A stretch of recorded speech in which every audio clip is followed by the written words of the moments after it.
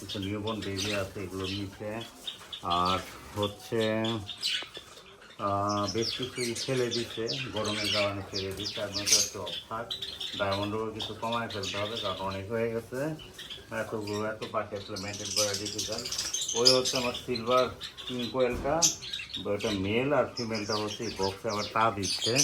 এখন দেখা যাক ও যদি এবার বাচ্চা যদি ফোটায় ভালো, না ফোটাইলো ওকে আলাদা সেট আপ দিব, না ফোটাইলো আমরা আসলে এই ধরনের একটা খাঁচার মধ্যে নিচে বোর্ড দিয়ে তার উপরে সেট আপ করে রাখবো, যেন ওরা ওদের মতো নিরিবিলিতে ব্রিডিং করতে পারে।